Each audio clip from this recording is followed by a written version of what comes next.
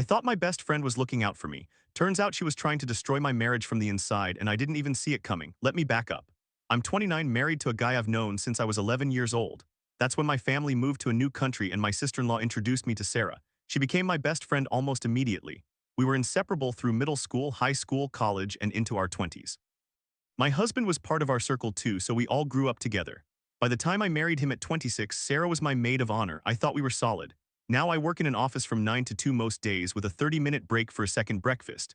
Sometimes I walk 5 minutes to my husband's office and eat with him, or I hit a cafe nearby.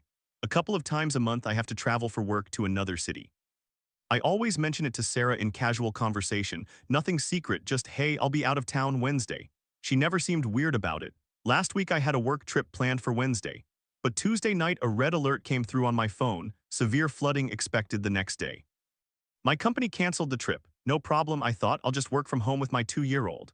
My husband went out at 6 Wednesday morning to make sure his business was secured and set up flood barriers. By 7:30 he was back home making breakfast. It didn't even start raining until 1 in the afternoon. We stayed in the whole day playing with our kid, watching movies, normal domestic stuff. At 3 p.m. Sarah texted me, "Are you home already?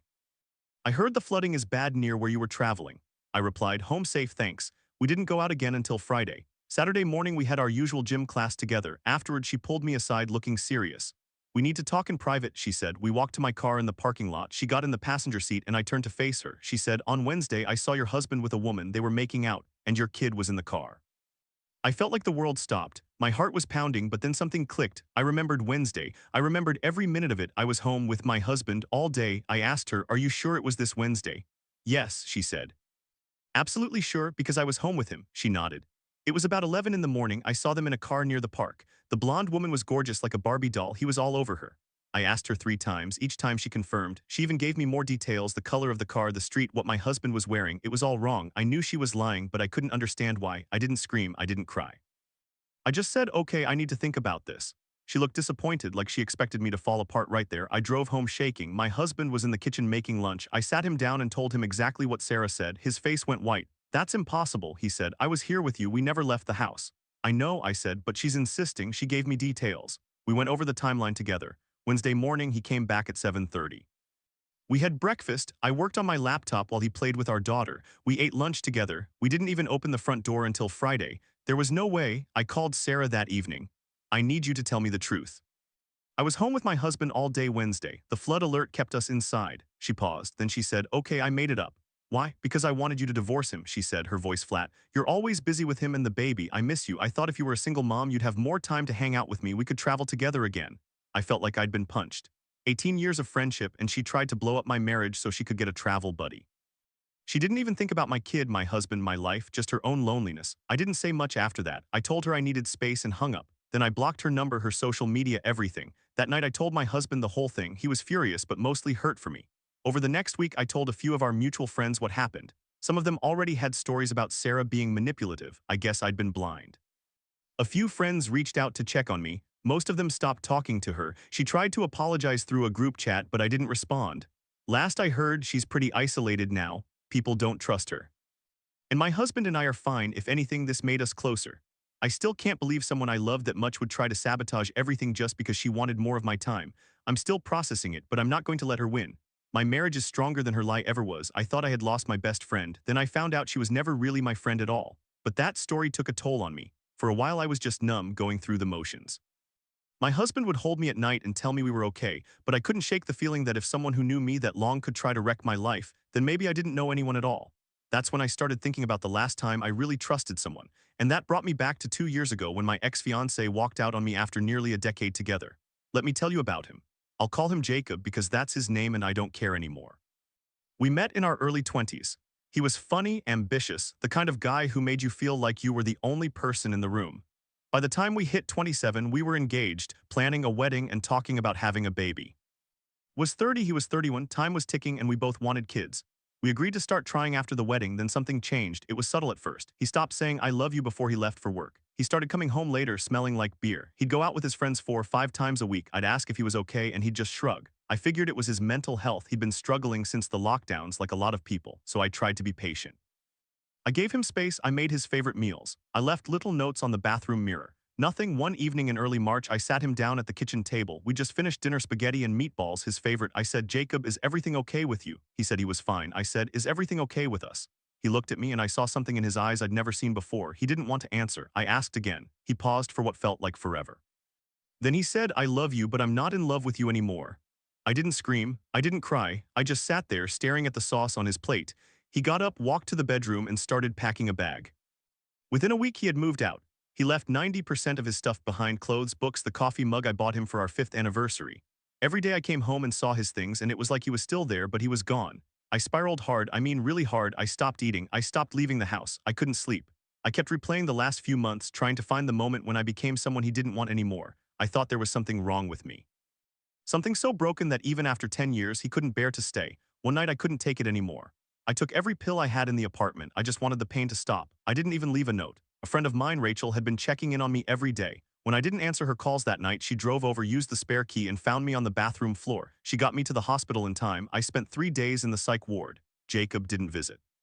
He didn't call. I guess he was too busy not being in love with me. After I got out, I moved in with my parents. I started therapy. It took months, but I slowly put myself back together. I got a new job, made new friends, started going to the gym. I even deleted his number and blocked him on everything. I told myself I was done.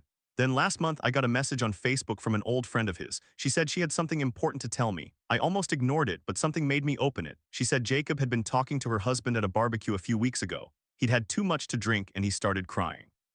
He told her husband the real reason he left me. I didn't want to read the rest, but I did. Turns out Jacob had been secretly dating a coworker for 6 months before he broke up with me. He'd been planning to leave me for her. But she was married too, and she wasn't willing to leave her husband. So he ended things with me anyway, thinking she'd come running. She didn't. She told him she never loved him, that it was just an affair. He was alone, heartbroken, and too proud to crawl back to me. That was the whole reason, not my fault, not some flaw in me. He left because he fell for someone else, and when that fell apart, he didn't have the courage to admit it. He let me believe I was unlovable, let me try to kill myself while he was just sitting in his misery that his side piece dumped him. I cried when I read it, not for him, for the version of me that spent 2 years blaming herself. I cried for the wedding dress I returned, for the baby names I whispered to myself at night, for all the nights I cried alone while he was out with his friends, maybe even with her. I didn't reach out to him. What would I say? Thanks for ruining my life? No. I just took a screenshot of the message and sent it to my therapist. She said, "Now you can finally stop asking yourself what you did wrong. It was never you." She was right. I'm still not fully healed, but I'm dating someone new now, a guy I met at a book club. He's patient, he listens, and he tells me he loves me every single day. And I believe him because I finally know what real love looks like. It doesn't leave in the middle of the night. It doesn't let you drown. And Jacob, he can go fuck himself. That story taught me something important. Sometimes the people closest to you will tear you apart, and you'll spend years trying to understand why. But the answer is usually simpler than you think. They're selfish, they're broken, they're just not good people. It's not your job to fix them.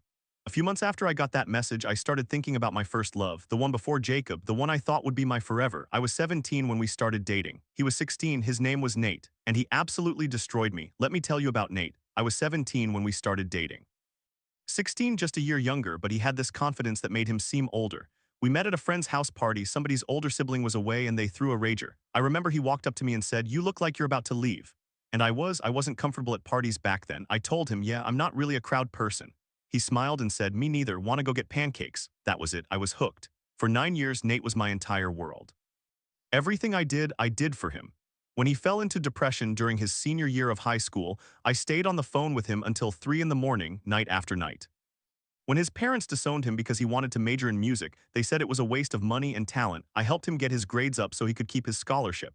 I worked 2 jobs while I was in college myself. I was a waitress at a diner 6 days a week and I did retail on Sundays. I gave him my tips so he could buy textbooks. I didn't think twice about it. I loved him. His parents eventually came around about 3 years in. They started talking to him again and helping him financially. We moved into a new apartment together near campus. It was a 1-bedroom, but it had a balcony and a little view of the river, and I thought we were finally living our dream. Nate told me he wanted me to quit my job. He said, "It's my turn to take care of you now." I didn't quit because I'd learned the hard way never to depend on someone else for money. But I cut back to 1 job and he picked up the rest of the rent. For about 16 months, things were amazing. He'd surprise me with flowers, cook me dinner, take me on weekend trips to the beach. I thought we were building something real. Then I started noticing the shift. He made new friends at his internship, a group of guys who partied hard and seemed to have no plans beyond the weekend. He'd come home late smelling like cheap beer and cigarette smoke. He started ignoring my texts. I'd be sitting on the couch waiting for him and he'd walk in, barely look at me and go straight to bed. I'd ask if something was wrong and he'd say, I'm just tired. I started to feel like a ghost in my own home. December came and he did a complete 180. He love-bombed me hard. He bought me a cashmere sweater I'd been eyeing for months. He took me to a fancy Italian restaurant downtown. He made me my favorite dinner, lasagna with homemade sauce on Christmas Eve. He gave me a necklace with a tiny star pendant and said, "You're my whole universe." I really thought he was going to propose on January 2nd. It was our anniversary, kind of 9 years since that first pancake date. He cooked a 3-course meal, shrimp cocktail, filet mignon with truffle mashed potatoes and chocolate lava cake. He made a toast. He talked about how I'd been his first love, how I'd been there for him since high school. I kept thinking any minute now he's gonna get down on one knee, but he didn't. He kept talking and his voice got quieter. He said, "You were a good girlfriend, but that's what you always be to me, a girlfriend. I don't see you as my wife or the mother of my children." I remember the fork slipped out of my hand and clattered onto the plate. I asked him what he meant. He said, "I just think we want different things. You deserve someone who can give you the life you want." I sat there frozen. He stood up and started clearing the dishes. He told me he'd already packed some of his stuff. He said he'd move out by the end of the week. I didn't scream, I didn't cry. I just went to the bedroom and lay on the bed staring at the ceiling while I heard him running the dishwasher in the kitchen. It was surreal. He left 3 days later. Took his clothes, his guitar, and that stupid coffee mug I bought him for our second anniversary. He left the necklace on the nightstand. I fell apart. I couldn't eat. I couldn't sleep. I kept replaying that dinner, trying to find the moment when I became someone who wasn't enough. I reached out to a few mutual friends, but they all said they didn't know anything. I spent a month in bed. I had to quit my job because I couldn't function. My mom drove 4 hours to pick me up and take me home. I moved back in with my parents at 26 years old. It took me a year to start feeling like a person again. I went to therapy. I got a new job in a different city. I started dating a little, but I never let anyone get too close. I told myself I'd never let a man break me like that again. Then in April, I got a text from a number I didn't recognize. It said, "Hey, it's Nate. I know I shouldn't be texting you, but I need to get something off my chest. Can we talk, please?" I stared at it for 10 minutes. Part of me wanted to delete it, but another part, the part that still had questions, wanted answers. I replied, "Fine, 1 coffee, public place." We met at a Starbucks near my old apartment. He looked different, thinner, tired. He had dark circles under his eyes. He ordered a black coffee. I got a chai latte. We sat in the corner. He kept fidgeting with his cup. Finally, he said, "I owe you an explanation." I told him he didn't owe me anything, but he said, "I know. But I need you to know the truth." He took a deep breath and said, "I didn't leave you because you weren't wife material. I left you because I was in love with someone else." I felt my chest tighten, but I didn't interrupt. He said, "Her name is Emily. She worked at the same internship." We started talking and I got in over my head. I thought I loved her. I thought she would leave her boyfriend for me. I ended things with you because I wanted to be with her. But she didn't leave him. She told me she never felt the same way. She called me pathetic, and I was. He looked at me, his eyes wet. "I'm sorry, I was a coward. I took the coward's way out. You deserved better." I asked him why he was telling me this now. He said, "Because I can't stop thinking about you. I want to try again. I'll do anything, please." I sat there, stirring my chai. I thought about the nights I cried myself to sleep. I thought about the way I blamed myself for months. I thought about the necklace sitting in a drawer at my mom's house. And I looked at him, his desperate, tear-streaked face, and I felt nothing. Not anger, not pity, just nothing. I said, "Nate, you threw away 9 years because you thought you found something better. You didn't tell me the truth then. You only told me now because it didn't work out with her. You don't want me. You want someone to save you from your loneliness, and I'm not that person anymore." He tried to argue. He said he'd changed, that he was in therapy, that he realized what he lost. I stood up, threw my cup in the trash, and said, "I hope you find peace, but it's not with me." I walked out. I found out later through a friend of a friend that his little confession had consequences. Emily, the woman he left me for, had a boyfriend who was not happy. She told Nate to stay away from her, and when he kept texting her, she filed a restraining order. He got fired from his internship because of the drama. His parents were furious. Last I heard, he was living with his cousin, working at a grocery store. I should have felt satisfied, and I did a little, but mostly I felt relieved. Relieved that I didn't end up married to a man who would throw me away the second his crush batted her eyelashes. Relieved that I walked away with my dignity intact, even if it took me 2 years to find it. I'm not angry at him anymore. I'm just glad I'm not the girl who would have said yes to a proposal on January 2nd, because she would have been marrying a lie. And Nate, he can stay in his grocery store aisle stocking shelves, thinking about what he lost. I've got a life to live. I never thought my best friend would try to destroy my marriage, but that's exactly what happened, and I still don't fully understand why. Let me back up. I moved to the US with my family when I was 11. I didn't speak English well, I didn't know anyone, and I was terrified. My sister-in-law, who was just my brother's girlfriend at the time, introduced me to Sarah. She was the same age as me, lived 3 blocks away, and she didn't treat me like a weird foreign kid. We became inseparable. We went to middle school together, high school, we even went to the same community college for a while. She was at my wedding. She was the first person I called when I found out I was pregnant. I trusted her completely. Now I'm 29, married to a man I met when I was 11 too. He was my brother's best friend. We have a 2-year-old son. Life was good. My job is flexible. I work in an office from 9 to 2 and I take my lunch break at a cafe, or sometimes I walk 5 minutes to my husband's office to eat with him. I travel for work occasionally, maybe once a month. I always tell Sarah when I have a trip coming up, just in casual conversation. She always seemed interested, asking about the hotels, the restaurants. I thought she was just being a good friend. Last Tuesday night, there was a red alert about flooding. The next day was supposed to be my work trip to a city about 2 hours away, but they canceled it because of the weather. So on Wednesday, I stayed home with my son. My husband went out at 6 in the morning to check on his business and put up flood barriers. By 7:30, he was back making breakfast. It didn't even start raining until 1 in the afternoon. We spent the whole day together, baking cookies, watching cartoons, napping on the couch. We didn't leave the house until Friday. On Saturday, I went to our usual gym class. Sarah was there. She seemed off the whole time, not really talking, avoiding eye contact. After class, she grabbed my arm and said, "We need to talk in private." We went out to my car. She looked nervous, fidgeting with her gym bag strap. Then she said, "I saw your husband on Wednesday. He was with a woman, they were making out, and your kid was in the car." I froze, my heart started pounding, but then my brain caught up. I remembered that Wednesday. I remembered my husband in his old sweats, flour on his shirt, helping our son smear cookie dough everywhere. I remembered the three of us eating lunch together at the kitchen table. I remembered that we didn't leave the house. Asked her, "Are you sure it was this Wednesday?" "Yes," she said, nodding fast. "What time?" "Around 11. During the red alert?" "Yes." I asked her if she was absolutely sure 3 times. She confirmed 3 times. She even started describing the woman, a blonde, tall, gorgeous like a Barbie, she said. She said they were in a car near the park and my son was in the back seat. She said she was so shocked she almost crashed her own car. I looked at her and said, "Sarah, I was home all day Wednesday. My husband was with me. We never left the house." She went pale. Her mouth opened and closed. She said, "No, no, I saw them. I'm not lying." "You are lying," I said. "I have proof." I took pictures of our cookies. I have text messages with my mom from that morning. My husband's car never left the driveway. The city was on lockdown because of flooding. She started crying. She said, I'm sorry, I don't know what I was thinking." I asked her why she would do this. She said between sobs that she missed me. She said ever since I had the baby, I didn't have time for her. She said she thought if I were a single mom, I'd have more free time to hang out with her. She said it out loud. She thought that if she could break up my marriage, I would go back to being her 20-year-old party friend. I didn't scream, I just said, "Drive home safe," and got out of the car. I walked to my husband's office and told him everything. He was furious, but he was also confused. We both were. We'd known Sarah for 18 years. We'd been to her family's Thanksgiving. She was the godmother of our son. That night I called her and said I needed space. She kept texting, apologizing, saying she'd been jealous of my marriage, that she never meant to hurt me. I didn't respond. A week later, I found out she told some of our mutual friends that I was being dramatic, that she was just looking out for me, that I misheard her. A couple of them believed her. One of them told me I was too hard on her and that everyone makes mistakes. I blocked that friend. I haven't spoken to Sarah in 6 months. I heard through the grapevine that she started therapy. Good for her, but I don't think I can ever trust her again.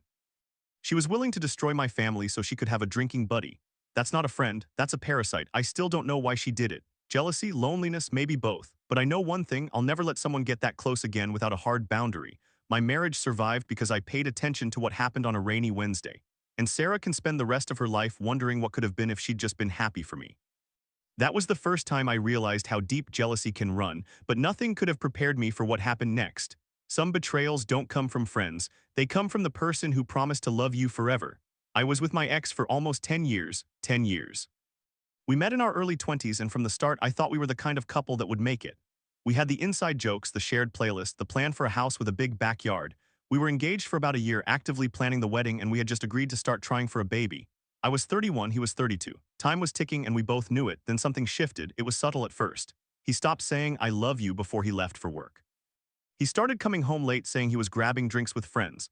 I told myself it was stress. He'd been struggling with his mental health since the lockdowns. I tried to be supportive. I made his favorite meals, I gave him space, I didn't nag, but the distance grew. One night he came home smelling like cheap perfume and didn't even look at me. I sat him down at the kitchen table and asked, "Is everything okay with you?" He shrugged. I asked, "Are we okay?" He paused. That pause told me everything. He finally said, "I love you, but I'm not in love with you anymore." Within a week, he was gone. He left 90% of his belongings behind: his clothes, his guitar, his stupid collection of sneakers. Every time I walked into the living room, I saw his jacket hanging on the chair, a constant reminder that he just walked out. I spiraled. I couldn't eat, couldn't sleep. I blamed myself. I thought, what's wrong with me? Why wasn't I enough? I tried to end it. I won't go into details, but a friend found me and got me to a hospital. After that, I started therapy. Slowly, painfully, I began to piece my life back together. I moved to a smaller apartment. I threw out his things. I started going to the gym. I stopped crying every night. It took 2 years, but I was finally okay. Then out of nowhere he reached out, a text, I need to talk, it's important, I have to get something off my chest. I almost deleted it. But curiosity or maybe leftover hope got the better of me. I agreed to meet him at a coffee shop. I walked in and he looked terrible. Gaunt, bags under his eyes, shaking a little. He started talking and I couldn't believe what I was hearing. He said he left because he found out I had fertility issues. He said he overheard me talking to my doctor on the phone about my low egg count. He said he panicked. He wanted kids more than anything and he didn't think he could handle being with someone who might not be able to give him that, so he pulled away. He made himself fall out of love because he was too much of a coward to tell me the truth. He said he regretted it every single day. He said he'd been in therapy and he realized how messed up it was. He said he still loved me. I just stared at him, all that pain, all those nights I cried myself to sleep thinking I wasn't good enough. And it was because of something I had no control over, something he never even gave me a chance to explain. I asked him, did you ever think to talk to me about it? Did you ever think we could figure it out together, IVF, adoption, anything? He looked down and whispered, I was scared. I stood up. I said, you didn't even give me a choice. You took away my chance to decide what I wanted. You just assumed I was broken and left. I told him I was seeing someone new, a man who loved me for me, not for my uterus. And then I left him sitting there with his cold coffee and his guilt. I later found out he never even had kids. He was single, stuck in the same dead-end job, still renting a room in his friend's basement.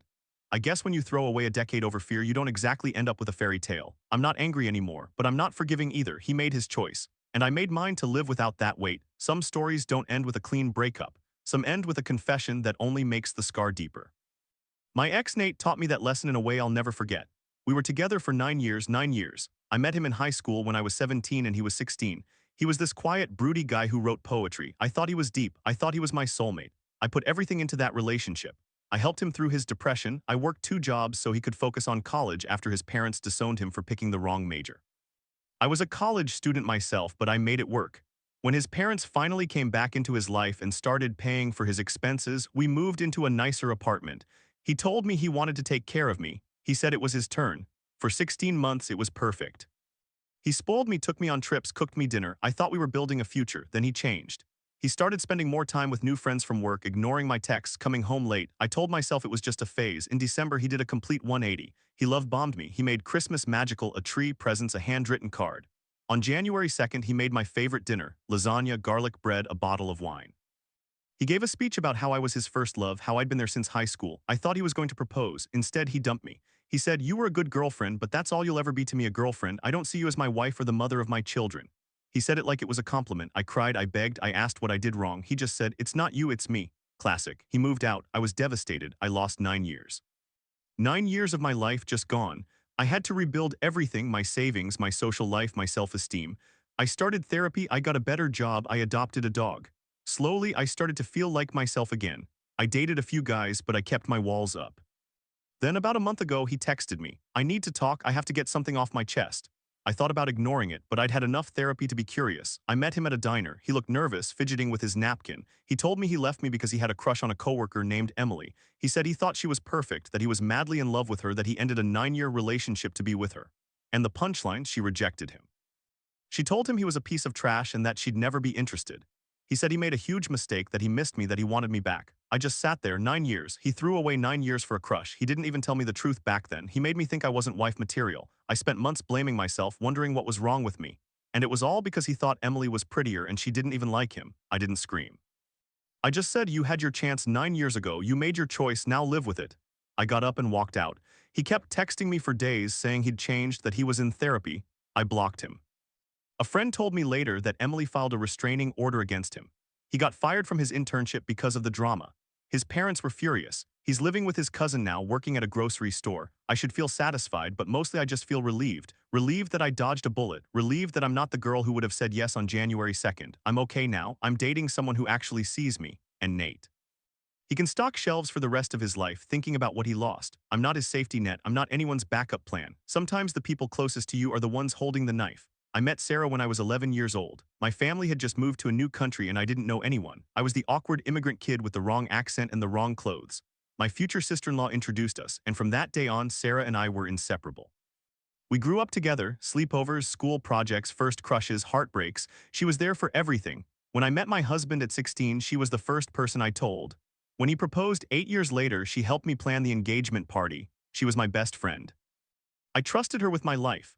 Now I'm 29, married for 3 years, and we have a 2-year-old son. Life is good. I work in an office from 9 to 2. Sometimes I have to travel to another city for meetings. My husband runs his own business about 5 minutes from my office. We have a rhythm. On my lunch break, I usually walk over to his place and we grab a bite together, or I hit a cafe nearby. Sarah and I still see each other every Saturday at gym class. We text several times a week. She knows my schedule. I'd mentioned a work trip that was supposed to happen on a Wednesday a couple weeks ago. Tuesday night, a red alert came through, flood warnings. The city was shutting down. My work trip was canceled. I stayed home with my son on Wednesday. My husband went out at 6 in the morning to close up his business and put up flood barriers, but by 7:30 he was back home making pancakes. It didn't even start raining until 1 in the afternoon. We spent the whole day together, movies, nap time, playing with blocks. We didn't leave the house until Friday. Saturday morning, I walked into gym class feeling good. Sarah was already there, stretching. She seemed off, quiet. Avoiding eye contact, after class she grabbed my arm and said we needed to talk in private. We went out to my car. She looked nervous, like she was about to drop a bomb. Then she said, "On Wednesday I saw your husband with a woman. They were making out and your kid was in the car."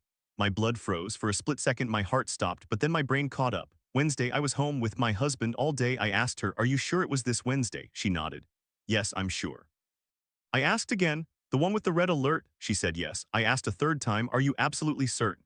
And she launched into this detailed description of my husband kissing some gorgeous blonde Barbie lookalike in a parking lot with our son in the back seat. She even gave me the time, 11 in the morning. I just stared at her.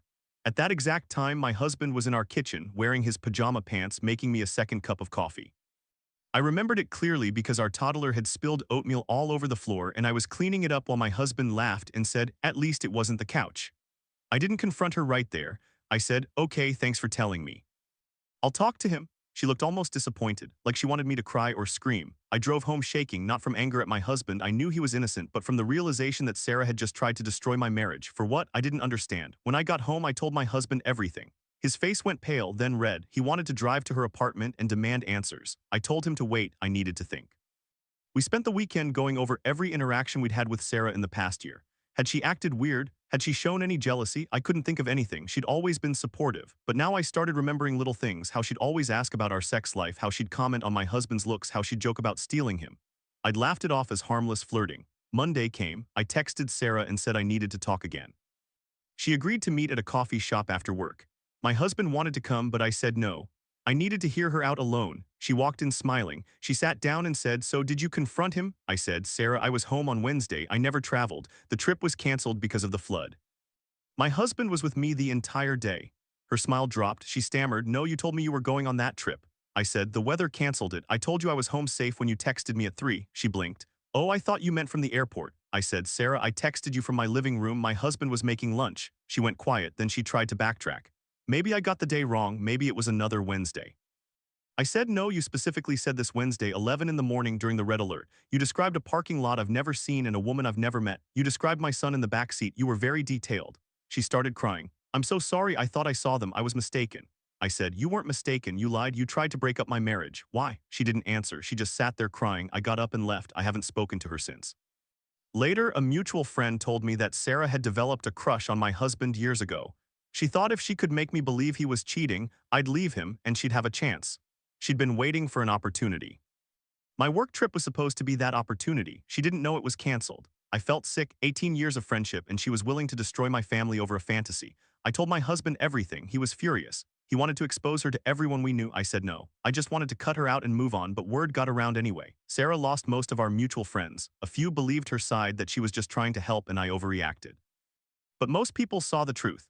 She sent me a long apology text a week later saying she was jealous of my life, that she didn't mean to hurt me, that she needed therapy. I didn't reply. I don't think I ever will. Some friendships aren't built on trust. They're built on convenience, on history, on the illusion of loyalty. Sarah taught me that the person who knows your schedule, your fears, your dreams, the person who's been there since you were 11, can also be the one waiting to stab you in the back. I still don't know why she did it. Maybe she was lonely, maybe she wanted what I had, maybe she thought she deserved it more, but that's not my problem anymore. My husband and I are fine. Better, actually. We talk more.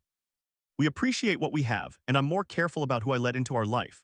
Trust is earned, not given because of time. And Sarah spent 18 years earning mine, then burned it in 5 minutes. Sometimes love isn't a lie. Sometimes it's just a slow, quiet, vanishing act. I was with my ex-fiancé for almost 10 years. We started dating in our early 20s, and by the time we hit our 30s, we were planning the wedding, talking about babies, picking out names.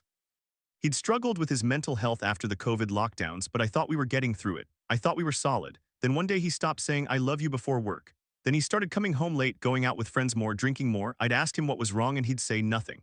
I'd ask if we were okay and he'd look at the floor. I asked him outright one night, sitting on the couch with takeout that had gone cold, do you still love me?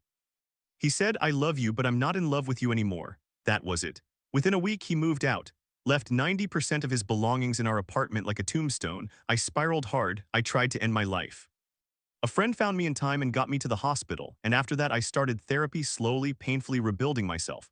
It took months before I could sleep through the night. It took over a year before I could look at our wedding Pinterest board without crying. I eventually moved on, started dating again cautiously, met a good guy who treated me like I mattered. I thought the chapter was closed. Then 2 years after he left, I got a message from my ex's sister. She said, you need to know something. He's been lying to you the whole time. The real reason he left is because he found out he was infertile. He couldn't give you the baby you wanted, so he convinced himself you'd leave him eventually anyway, and he decided to leave first. He told everyone you were the one who couldn't have kids. He made you the villain so he didn't have to feel guilty. I read that message 5 times. I felt the floor drop out from under me. All that pain, all that shame, all those nights I blamed myself. It was all because he couldn't face his own goddamn fear. He didn't even give me a choice. He didn't say, hey, I found out I might not be able to have kids, let's figure this out together. He just assumed I'd leave, so he left first, and then he let me believe it was my fault. He let me try to kill myself over a lie. I called his sister, she told me everything. He'd found out about his infertility about a month before he started acting distant. He'd been going to appointments, getting tests, and he just crumbled. He never told me. He never even considered telling me. He just decided that I deserved someone who could give me a family, and he walked away. But here's the thing, I never wanted a baby more than I wanted him. If he'd told me, I would have said, okay, let's look at adoption, let's look at IVF, let's look at fostering, let's look at child-free, whatever you want, I just want you. He never gave me that chance. He took away my agency. He took away my dignity. And he made me spend 2 years thinking I was broken. I didn't scream. I didn't cry. I just sat there, phone in hand, and felt a cold, hard clarity settle in. I texted his sister back, thank you for telling me, I deserve to know. Then I blocked my ex's number for good. He'd tried to send a few messages over the years, vague apologies, but I never responded. Now I knew why. He couldn't even tell me the truth in a breakup message. He was a coward then, and he was a coward now. A few weeks later, I ran into a mutual friend who told me my ex was seeing someone new. The friend said, he seems really happy, he's talking about adopting. I just smiled, good for him, he found his courage somewhere, but he didn't find it with me and he never will. I'm engaged now to the good guy. We've talked about kids, adoption, fostering, all of it. He knows my history, he knows I'm not broken, and I know that the person I thought I was going to marry wasn't real. He was a projection. The real him was too scared to fight for us, so I fought for myself instead. Sometimes the people who leave you without a reason are actually running from their own reflection. And sometimes, years later, you find out the truth and it doesn't heal you, but it sets you free. I met Nate when I was 17. He was 18, a year ahead in high school, awkward and intense. I was the girl who always had his back. For 9 years, that was my whole identity. I helped him through depression when his parents disowned him for choosing the wrong college major. I worked 2 jobs while I was in college myself so he could focus on his classes. I gave him everything, my time, my money, my future. When his parents eventually came around and started paying for his life, we moved into a new apartment and he said, it's my turn to take care of you. For 16 months, it was great. He spoiled me. I thought we were finally on the same page. Then he started pulling away, getting distant, ignoring me for his new friends. I tried to talk to him, but he'd brush me off. In December, he did a complete 180. Love bombed me, made Christmas magical, took me to fancy dinners, gave me a necklace with my birthstone. I honestly thought he was going to propose on January 2nd. He made my favorite dinner, spaghetti carbonara, and gave a speech about how I'd been his first love, how I'd been there since high school, how he couldn't imagine his life without me. I was practically vibrating, waiting for the ring box to come out. Instead, he said, you were a good girlfriend, but that's all you'll ever be to me. A girlfriend. I don't see you as my wife or the mother of my children, I'm sorry. I sat there, fork halfway to my mouth. He just stared at me, no ring, no apology, just a breakup speech dressed up as a toast. I didn't scream, I didn't cry, I just said, okay, and I left. I packed my stuff that night, I moved in with my mom. I spent the next 3 months crying in the shower, wondering what was wrong with me. I'd given him 9 years, 9 years of my 20s. And he threw me away like a pair of old shoes. I blocked him on everything. I started therapy. I slowly rebuilt my life, got a promotion at work, started going to the gym, made new friends. I even started dating again, casually, nothing serious. I figured I'd never trust anyone that much again. Then 7 months after he dumped me, I got a text from a number I didn't recognize. It was Nate. He said, I need to talk to you. I need to get something off my chest, please. It's important. I almost deleted it, but curiosity got the better of me. I met him at a Starbucks near my office, feeling nervous and angry all at once. He looked thinner, tired. He sat down and started talking. He told me that after we broke up, he'd immediately started pursuing a woman from his workplace. A woman he'd had a crush on for months while we were together. He told her he was free now, that he'd left me for her, and she laughed in his face. She said she'd never even thought of him that way. She said he was pathetic for ending a 9-year relationship for a fantasy. She told him to leave her alone. He was devastated, humiliated, and now he wanted me back. He said he realized he'd made a mistake, that I was the only one who ever loved him, that he was sorry. I just looked at him. I said, you broke up with me on January 2nd after 9 years because you wanted to chase a woman who didn't even know your name. And now that she rejected you, you think you can come crawling back? I'm not a backup plan. I'm not your safety net. He started crying, begging, said he'd changed, said he'd go to therapy. I stood up, grabbed my bag and said, Nate, I hope you figure your life out, but it won't be with me. Goodbye. I walked out. I felt lighter than I had in months. I got in my car and called my best friend and told her everything. She said, good for you. He doesn't deserve a second of your time. And she was right. I'm dating someone now who actually values me. He brings me coffee in the morning without being asked. He remembers the little things, and he's never once made me feel like I'm competing with a ghost. Nate, meanwhile, still works at the same store stocking shelves. I heard through the grapevine that he tried to date a few other women, but none of them stuck. He's alone, and I'm okay with that. I thought I knew my best friend. Sarah and I had been inseparable since I was 11 years old, when my family moved to a new country and my sister-in-law introduced us. We grew up together, shared everything from secrets to clothes to late-night talks about our futures. When I met my husband at age 11 too, we all kind of grew up as a trio. I thought we were set for life. But last week, Sarah tried to blow up my marriage with a lie so stupid it would have worked if I hadn't, by pure luck, stayed home that day. Let me back up. I work in an office from 9 to 2 with a 30-minute break for second breakfast. Sometimes I walk to my husband's office, which is 5 minutes away, or hit a cafe near my job. I travel for work now and then to another city for meetings. Sarah knew about my travel plans because I mentioned it casually, like, hey, I'll be out of town Wednesday, can't do lunch, normal friend stuff. That Tuesday night, a red alert popped up for the next day, severe flooding. My work trip was canceled. So Wednesday morning, I stayed home with our 2-year-old. My husband left at 6 a.m. to close up his business and put up flood protection, but by 7:30 he was back making us all breakfast. It didn't even rain until 1 p.m. We spent the whole day inside watching movies, playing with the kid, just being a family. Around 3 p.m. Sarah texted, are you home already? It's flooding where you were traveling. I texted back, home safe. Didn't think anything of it. We didn't leave the house until Friday. Saturday morning, same gym class. Sarah pulls me aside after, says we need to talk in private. We go to my car in the parking lot. She looks serious, almost tearful. She says, on Wednesday, I saw your husband with a woman. They were making out, and your kid was in the car. My blood went cold. For 1 second, my brain tried to process it. Then I remembered Wednesday I was home, my husband was home, my kid was home, we were all together the entire day because of the red alert. She was lying. But why? I asked her 3 times, are you sure it was this Wednesday? She said yes 3 times. I asked the time. She said around 11 a.m. I asked if it was during the red alert. She said yes. Then she launched into this detailed description of my husband making out with some gorgeous blonde Barbie lookalike in a car with my child in the back seat. She described the street, the parking lot, the whole scene like a movie. I just stared at her. I said, Sarah, I was working from home Wednesday. The trip was canceled because of the weather. My husband was with me the whole time. We didn't leave the house until Friday. Her face went white. She stammered, but I saw I must have mistaken the day. Maybe it was another Wednesday. I said, you were very specific about it being this Wednesday. You described the red alert. You said my kid was in the car. I was there, Sarah. You were lying. She started crying, sobbing, begging me to understand. She said she was just trying to protect me. Then she switched to saying she was jealous of my marriage, that she wanted me to have more free time to hang out with her like we used to before I had a kid. She said she thought if I thought my husband was cheating, I'd leave him, become a single mom, and then she'd have her friend back. She actually admitted it. I felt sick. This woman I'd known since I was 11, who I introduced to my husband, who watched my kid on weekends, she tried to destroy my family because she was lonely. She thought I'd be happier as a single mother with more time for girls' nights. I didn't scream. I said, I need space, don't contact me. I drove home and told my husband everything. He was stunned. He said, I don't understand. She was at our wedding. She held our baby. I blocked her number. I told our mutual friends the truth. Some of them took her side, said I was overreacting, that she was just hurt and confused. I cut them off too. It's been 2 weeks.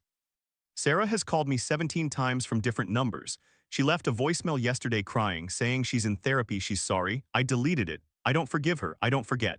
Some people will burn everything down around you just to feel warm for a minute. And sometimes your oldest friend is a stranger wearing a familiar face. I'm done.